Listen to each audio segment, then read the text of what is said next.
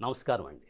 నా పేరు Velivela Veeraraghavaiah, high court advocate. నేటి సమాజంలో సామాన్యుడి దగ్గర నుంచి మధ్యతరగతి వ్యక్తుల వరకు ఎన్నో రకాల సమస్యలను ఎదుర్కోవటం జరుగుతుంది. అలాంటి సమస్యల పరిష్కారానికై మన ఆంధ్రప్రదేశ్ ముఖ్యమంత్రి గారు శ్రీ చంద్రబాబు నాయుడు గారు ప్రజా దర్బారు అనే దానిని ఏర్పాటు చేసి ఆ సమస్యల పరిష్కారానికై కృషి చేస్తున్నారు. అదేవిధముగా మన రాష్ట్ర ఉప ముఖ్యమంత్రి గారు జనసేన అధినేత శ్రీ పవన్ కళ్యాణ్ గారు జనవాణి అనే ప్రోగ్రాంని ఏర్పాటు చేసి ప్రజల యొక్క సమస్యల పరిష్కారానికై ఎంతో కృషి చేస్తున్నారు. నేను జనవాణి గ్రీవెన్స్ సెల్లో పాల్గొనడం జరిగింది. అలా పాల్గొన్న సమయంలో అక్కడికి వచ్చిన చాలామంది సమస్యలలో ఈ భూ ఆక్రమణ సమస్య ప్రధాన సమస్యగా నేను గుర్తించడం జరిగింది.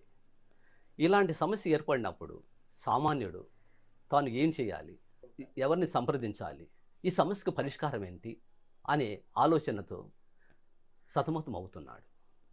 అలాంటి సమస్య పరిష్కారానికి ఏ విధముగా తగిన చర్యలను తీసుకోవాలి అనే ఆలోచన గురించి ఈ అవగాహన కార్యక్రమం ఏర్పాటు జరిగింది.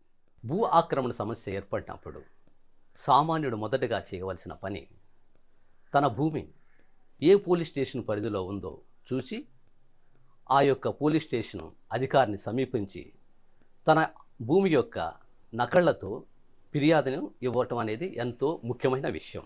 తర్వాత రెండవదిగా తన భూమిని ఎవరన్నా ఆక్రమించుకున్నప్పుడు ఆ భూమిని తిరిగి పొందుటకై సివిల్ దావాను వేయవలసిన అవసరం ఎంతైనా ఉన్నది. తర్వాత ఈ యొక్క భూ ఆక్రమణ సమస్యను ఏదైతే సామాన్యుడి నుంచి మధ్యతరగతి ప్రజల వరకు ఎదుర్కొంటున్నారో ఈ సమస్య శాశ్వత పరిష్కారానికై ఆంధ్రప్రదేశ్ ప్రభుత్వం శ్రీ చంద్రబాబు నాయుడు గారి ఆధ్వర్యంలో ఒక కొత్త భూ ఆక్రమణ వ్యతిరేక చట్టాన్ని 2024ను ఈ మధ్య జరిగిన అసెంబ్లీ సమావేశంలో ప్రవేశపెట్టడం జరిగింది. ఈ యొక్క కొత్త చట్టం ప్రకారం భూ ఆక్రమణదారుడు ఎవరైతే ఈ భూమిని అన్యాయముగా చట్ట వ్యతిరేకముగా ఆక్రమించుకోవటం జరుగుతుందో అలాంటి వ్యక్తి 10 సంవత్సరముల నుండి 14 సంవత్సరముల వరకు శిక్షను భరించాల్సిన అవసరం ఏర్పడుతుంది భవిష్యత్తులో.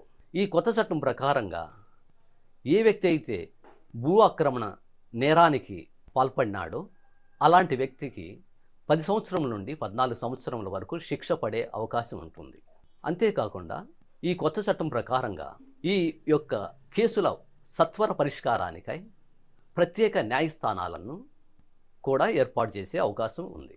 ఈ కేసుల సత్వర పరిష్కారానికై ఈ కొత్త చట్టం ప్రకారముగా ఒక నిర్ణీత కాల పరిమితి అనేది ఏర్పాటు చేయటం కూడా జరుగుతుంది. ఈ విధంగా చేయటం వలన భూ ఆక్రమణ సమస్య ఎంతో తగ్గే అవకాశం ఉంది.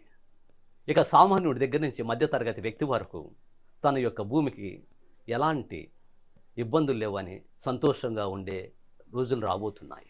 ఇక తర్వాత ఇలాంటి భూమి ప్రభుత్వం భూమి లేని నిరుపేదల కింద ప్రత్యేక పథకం క్రింద ఇచ్చినట్లయితే అలాంటి సందర్భంలో ఆ యొక్క బాధితుడు సంబంధిత తహసీల్దార్ దగ్గరికి వెళ్ళి ఆ భూమి యొక్క నకళ్లతో ఫిర్యాదు చేయవలసిన అవసరం ఎంతైనా ఉంది.